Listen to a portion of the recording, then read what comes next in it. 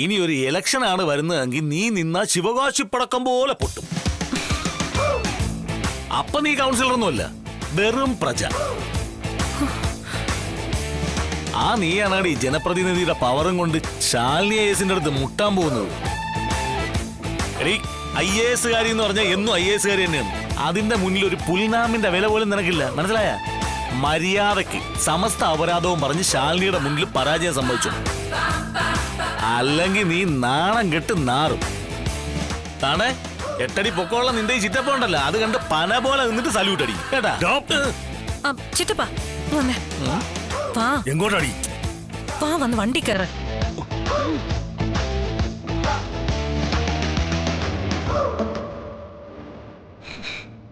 ഇനി അവിടെ നിന്നാലേ ഞാൻ അയാളെ ചവിട്ടി കീറും. ഇവനെ, ഈ ചെറ്റ ഒറ്റ ഒരുത്തനെ എന്റെ ജീവിതത്തിലേക്ക് കയറ്റിവിട്ടെന്റെ കണക്ക് മാത്രം മതി. ഞാൻ ശാലിനി ഒരു പട്ടിയെ പോലെ വെടിവെച്ചു കൊല്ലാൻ. നീ കേറ്.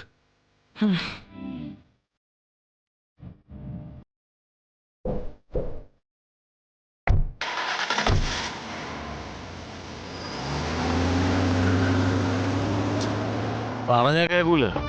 അപ്പൊ ഇനി അത് തന്നെ ഗോവിന്ദ, ഹരി ഗോവിന്ദ.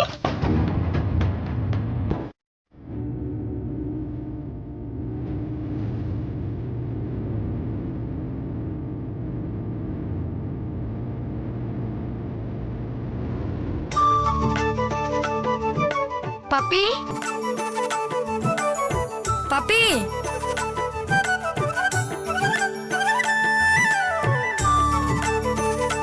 പപ്പി പപ്പി എന്നാലും ഇവിടുത്തെ എവിടെ പോയി?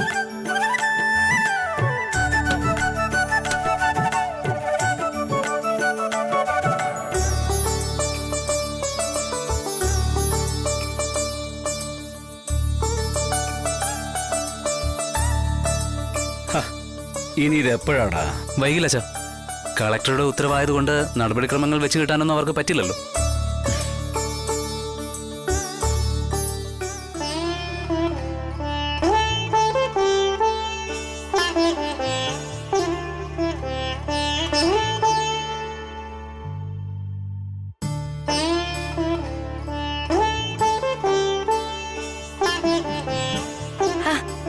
ആഹാ, ഇവിടെ വന്നിരിക്കുവായിരുന്നോ പപ്പിക്കുട്ടി?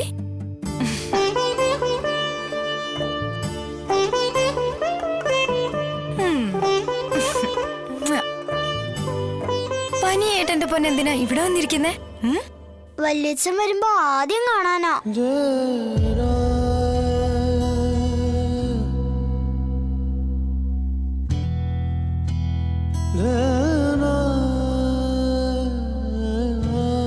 ഇനി നമ്മളോ മറ്റോ പോണോ മോനെ? എന്തിന്? വീട്ടിൽ കൊണ്ടുവന്ന് വിടാനാണല്ലോ ഓർഡർ. കളക്ടറുടെ ഉത്തരവ് ലംഘിച്ച അവരുടെ പണി പോകുന്ന കേസാ.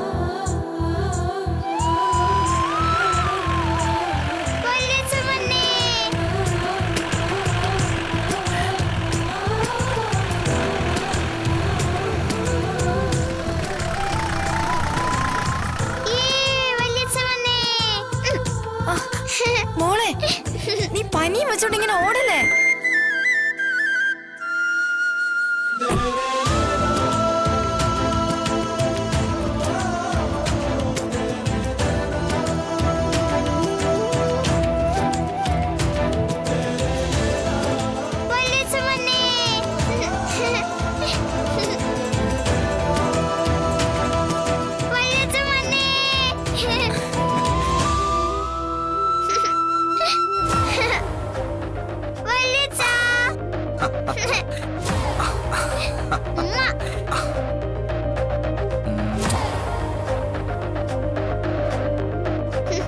വല്യച്ഛനെ പോലീസുകാര് വിട്ടല്ലേ?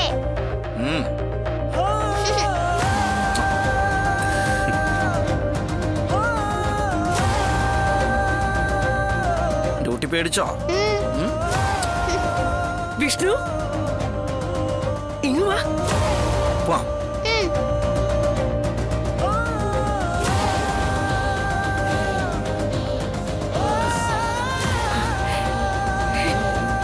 പിന്നെ അതിന് നിന്നെ അവരെ ഉപദ്രവിച്ചോ? ഏയ് ഇല്ല. ആശാനെ ഒന്ന് കൈവയ്ക്കണമെന്ന് ചന്ദ്രബോസ് സാറിന് ഒരു വാശി പോലെയായിരുന്നു. അതവിടെ തീർന്നു. ചൂണ്ടിപ്പിടിച്ച തോക്കിന്റെ ഒക്കെ പിൻബലം ഇല്ലാതെ ആശാന്റെ ദേഹത്തൊരുന്നുള്ള പൂഴിയിടാൻ ധൈര്യമുണ്ടോ ആണായി പറഞ്ഞ ആർക്കെങ്കിലും? എന്നിട്ടും സത്യഭാമയുടെ മകന് ഒരു രാത്രി പോലീസിലൊക്കെ പോയി കഴിയേണ്ടി വന്നില്ലേ? ഇത് തന്നെ കളക്ടർ കേസ് ഇടപെട്ടതുകൊണ്ടാ. ഇല്ലെങ്കിൽ ആ പിശാച്ച് വേറെ ഏതൊക്കെ കേസുകളെ ആശാന്റെ തലയിൽ കെട്ടിവെക്കാന്ന് പോലും അറിയില്ല. അല്ലമ്മ ഇവരെന്താ പഴച്ചേ? കേട്ടോ, എന്നോടൊന്നും തോന്നിയേക്കല്ലേ സത്യാമ്മേ. മേലുദ്യോഗസ്ഥർ ചെയ്യുന്നത് നോക്കി നിൽക്കാനേ ഞങ്ങൾ സാധാ പോലീസുകാർക്ക് കഴിയും. ആശാനെ,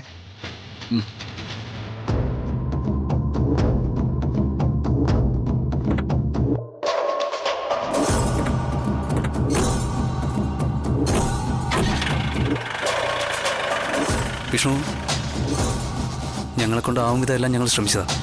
അറിയാടോ. അല്ല, നമ്മുടെ സ്ഥാപനങ്ങൾ കണ്ടുകെട്ടിയതും അനുബന്ധ കേസുകളൊക്കെ എല്ലാം പുനഃപരിശോധിക്കാനാണ് പുതിയ കളക്ടറുടെ ഉത്തരവ്. മിക്കവാറും കേസുകളെല്ലാം പിൻവലിക്കും. ബാങ്ക് അക്കൗണ്ട് ഫ്രീസ് ചെയ്ത നടപടിയും ഉടൻ തന്നെ റദ്ദ് ചെയ്യും. അല്ല, അതിന് പുതിയ കളക്ടർ എന്താ നമ്മളോട് ഇത്ര പ്രിയം? നമ്മളോട് ചായ്വ് തോന്നേണ്ട ഒരു കാര്യമില്ലല്ലോ. ഈ പലിശ പണം കൊടുക്കുന്നവരെന്ന് കേൾക്കുമ്പോ ആദ്യം തന്നെ വിരോധമല്ലേ തോന്നണ്ടേ? അങ്ങനെയല്ല ചാ. അഴിമതിയിൽ മുങ്ങിക്കുളിച്ച ആളായിരുന്നു പഴയ കളക്ടറെന്ന് സർക്കാരിന് ബോധ്യപ്പെട്ടിട്ടുണ്ട്. ഇവിടെ സർക്കാരിന്റെ മുഖം തന്നെ അയാൾ മോശമാക്കിയില്ലേ? ആ തോന്നൽ മാറ്റി സർക്കാരിന്റെ പ്രതിച്ഛായ മെച്ചപ്പെടുത്താനാ പുതിയ കളക്ടറെ ഇങ്ങോട്ടേക്ക് അയച്ചിരിക്കുന്നത്. അതിന്റെ ഭാഗമായിട്ട് മുൻ കളക്ടറുടെ സംശയകരമായിട്ടുള്ള എല്ലാ നടപടികളും പുതിയ ആള് പുനഃപരിശോധിക്കും. അതിന്റെ ഭാഗമായിട്ടാണല്ലോ നമ്മുടെ വിഷ്ണുവിനെ വിട്ടയച്ചത്. നമ്മുടെ സ്ഥാപനത്തിൽ ഒറ്റയടിക്ക് നടന്ന മിന്നൽ റെയ്ഡുകളൊക്കെ ഒരു പകവീട്ടലിന്റെ ഭാഗമാണെന്ന് പുതിയ കളക്ടർക്ക് തോന്നിയിട്ടുണ്ടാവണം. നമ്മുടെ ഭാഗത്ത് തെറ്റൊന്നും കണ്ടുപിടിക്കാനായിട്ടില്ലല്ലോ. ഓ, അപ്പോ നമ്മളോട് പ്രത്യേകിച്ച് പ്രിയോണ്ടായിട്ടൊന്നും അല്ല, സർക്കാരിന്റെ മുഖമേൽക്കാനാ. അപ്പോ നിലവിൽ കേസൊന്നും ഇല്ലേ? ഇല്ല, പ്രത്യേകിച്ചൊന്നുമില്ല. എങ്കില് ഒരു കേസെങ്കിലും വേണം. അല്ലെങ്കിൽ സത്യാമ്മയുടെ വീട് നാണക്കേടാ.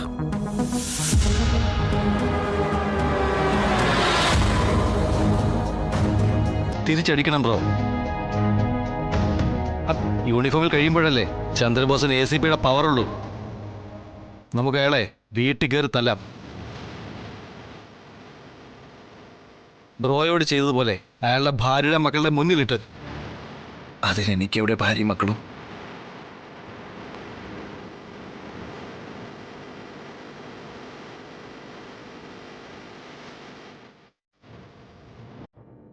നിനക്ക് ഭാര്യയും മകളൊക്കെ ഉള്ളതാ. അവരെ സങ്കടപ്പെടുത്താതിരിക്കുക എന്നുള്ളത് ഏറ്റവും പ്രധാനം. ഒരു ഭർത്താവിൻ്റെയും അച്ഛൻ്റെയും ചുമതലയത്.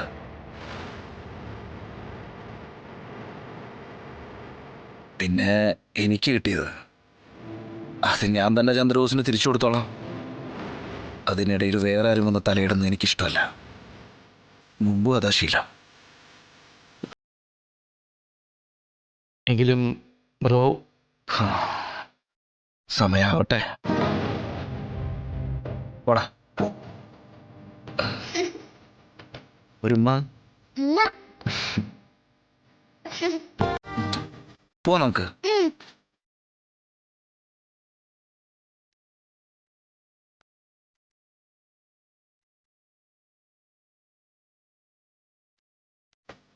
വിളിച്ചിൻ്റെ കുട്ടി പേടിച്ചോ? പേടിച്ചാ?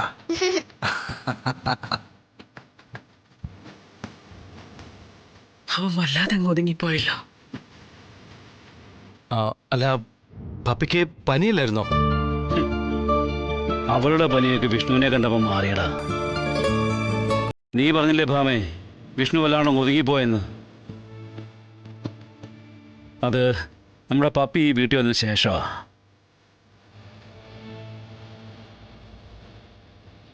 അവൾക്ക് അവനും അവൻ അവളും പ്രാണനാ. നമുക്കാർക്കും മനസ്സിലാക്കാൻ പറ്റാത്ത ഒരു അദൃശ്യ ബന്ധം.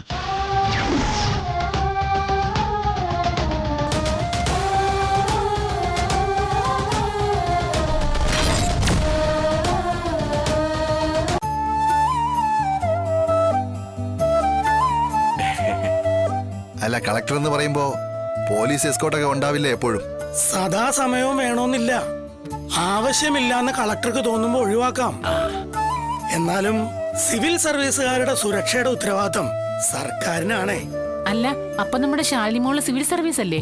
അതേന്ന് IAS, IPS, IRS, IES ഇതെല്ലാം സിവിൽ സർവീസാ.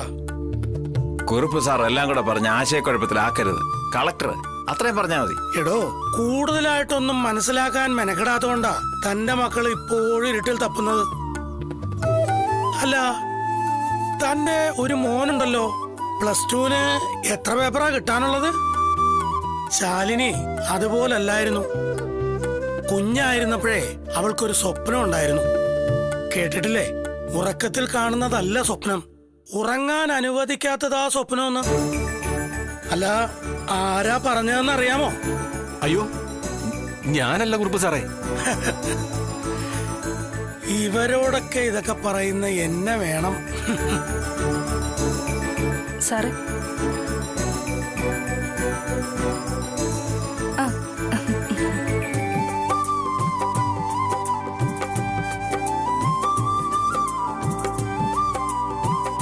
അന്ന് ശാലിനി ഞാൻ പറഞ്ഞതൊക്കെ അനുസരിച്ച് പഠിച്ചതുകൊണ്ട് അവൾ ഈ നിലയിലെത്തി.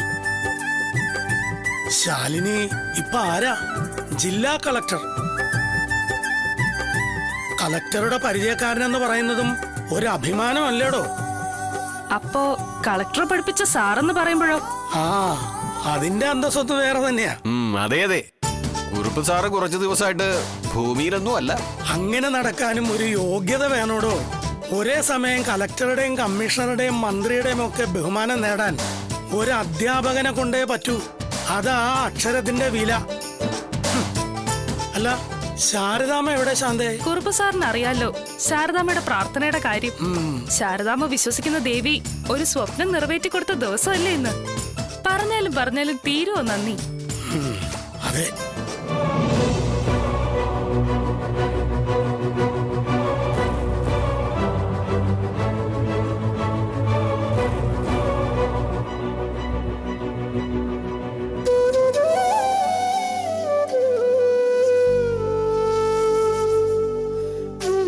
എന്റെ ഭഗവാനെ, നന്ദി നന്ദി നന്ദി.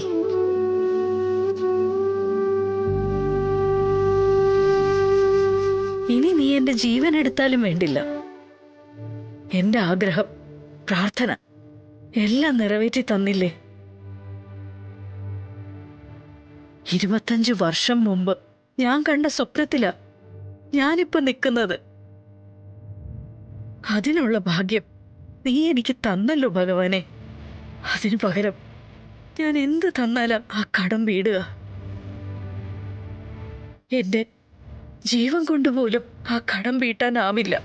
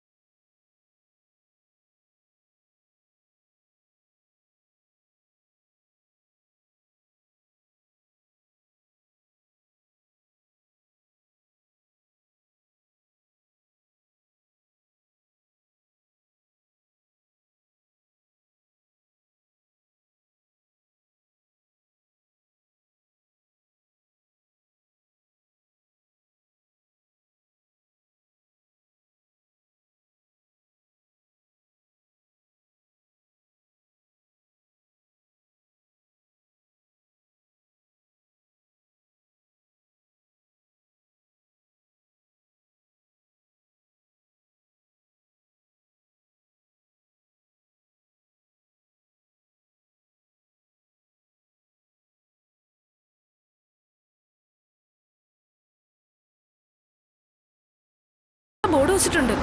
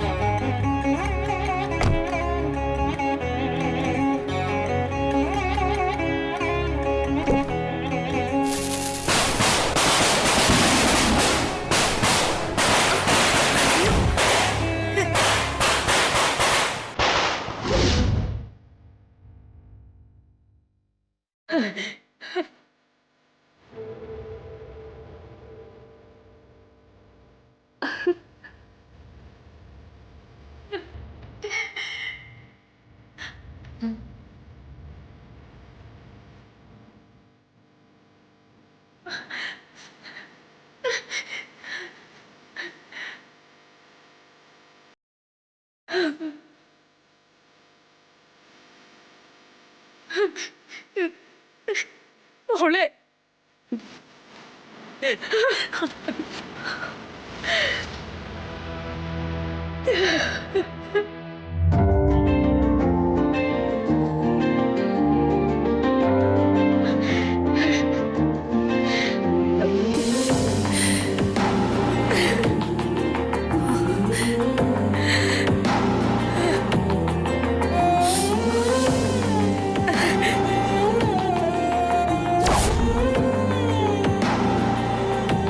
നീ അങ്ങ് ഒരുപാട് വളർന്നു വലുതായതുപോലെ.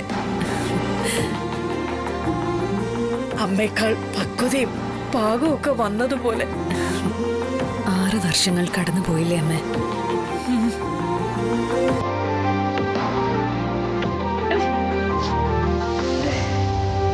നീ വേറൊരാളായതുപോലെ. എന്റെ കുഞ്ഞ്. അമ്മയുടെ പഴയ ശാലിനി ഉള്ളിലുണ്ട്. അതിന് മുകളിലുള്ള ഒരു ആവരണ അമ്മയടക്കമുള്ള എല്ലാവരും കാണുന്നത്.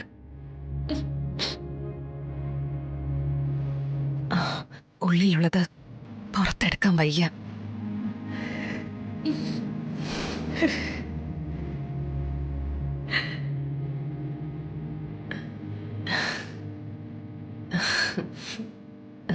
ശരീജി,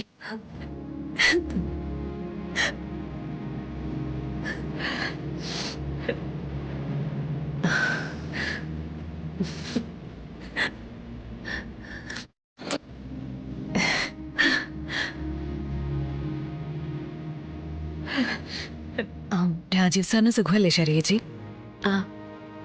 കാനഡയിൽ ജോലിയായി പോയ വിവരം പറഞ്ഞിരുന്നില്ലേ അമ്മ? ഇടയ്ക്ക് വരും. അമ്മയും അമ്മാവനും ഒപ്പമുണ്ട്. ശാന്തേച്ചി, മോളെ മോളെ ദേ കുറുപ്പ് സാറ്. ആദ്യമേ അനുഗ്രഹവും ആശീർവാദവും ഒക്കെ വാങ്ങേണ്ടിയിരുന്നത് സാറിന്റെ അടുത്ത് നിന്നല്ലേ? സാറ് കാരണമല്ലേ മോളിപ്പോ ഈ നിലയിലെത്തിയത്? അത് തോന്നലാ ശാരദാമ്മേ. അധ്യാപകർക്ക് ഒരു വഴി കാട്ടി കൊടുക്കാവുന്നേ ഉള്ളൂ. ഒരു ടീച്ചർക്ക് ഒരിക്കലും ഒരമ്മയ്ക്ക് പകരമാവാൻ കഴിയില്ല. അമ്മയ്ക്ക് പക്ഷെ ഒരു നല്ല ടീച്ചർ ആവാൻ കഴിയും. അവർക്ക് മുന്നിൽ നല്ലൊരു പാഠം. ഏത് ടീച്ചറെക്കാളും വലുതാ ശാരദാമ്മ എന്ന പാഠം. ഇത്രയും കാലം പിടിച്ചു നിന്ന എങ്ങനെയാന്ന് എനിക്ക് മാത്രമേ അറിയൂ കുറുപ്പ് സാറേ. കാറും കോളും കടലും ഒക്കെ എരമ്പേ വന്നപ്പോഴും പിടിച്ചു നിന്നതാ കുടുംബശ്രീ. നീണ്ട 25 വർഷം. ഇനിയിപ്പോ ഇത് കടലെടുത്ത് പോയാലും ശാരദയ്ക്ക് സങ്കടമൊന്നുമില്ല. ഇത്രയും കാലം ദൈവമായിട്ട് പിടിച്ചു നിർത്തിയില്ലേ? കടലെടുത്ത് പോവൊന്നുമില്ല ശാരദാമ്മേ. ശാരദാമ്മ ഈ നാടിന് മാതൃകയായിരുന്നെങ്കിൽ ഇനി ഈ ജില്ല ഭരിക്കാൻ പോകുന്നത് ശാലിനിയാ. ഇനി ഈ കൈകളിൽ സുഭദ്ര, കുടുംബശ്രീയും നമ്മുടെ നാടും എല്ലാം. ശരിയാ കുറുപ്പ് സാറേ. ശാരദ ഇല്ലെങ്കിലും ഇനി ഈ നാടും വീടും ഒക്കെ ദേ ഇവളെ കാത്തോളും. അമ്മേ, ഈ സമയത്ത് അശുഭമായതൊന്നും പറയല്ലേ അമ്മേ? അതല്ലടി. ശാരദാമ്മ അങ്ങനെ പറഞ്ഞതല്ല ശാലിനി. എപ്പോഴും പഴയ തലമുറയെക്കാളും മിടുക്കരും സമർത്ഥരും പുതിയ തലമുറയായിരിക്കും. അവര് നേതൃത്വത്തിലേക്ക് വരുമ്പോ ഒരുപാട് നല്ല മാറ്റങ്ങൾ ഉണ്ടാവും. നാടിനും വീടിനും അതെല്ലാം ഗുണമേ ചെയ്യും. നല്ലതേ നടക്കൂ കുറുപ്പ് സാറേ. അല്ല മോളെ, അവള് ചെന്നൈയിൽ നിന്നുള്ള ഫ്ലൈറ്റ് അടക്കം കുറെ മണിക്കൂർ തുടർച്ചയായ യാത്രയായിരുന്നില്ലേ അമ്മേ? അതുകൊണ്ട് അവളെ ഗസ്റ്റ് ഹൗസിലാക്കിയിട്ടാ ഞാൻ ചാർജ് എടുക്കാൻ പോയത്. അയ്യോ, അപ്പൊ നീ അവളെ കൊണ്ടുവന്നില്ലടി? കൊണ്ടുവന്നമ്മേ. നല്ല ഉറക്കത്തിലായിരുന്നു. അതുകൊണ്ട് കുറച്ചു നേരം കാറിനുള്ളിൽ ഇരിക്കട്ടെ എന്ന് കരുതി.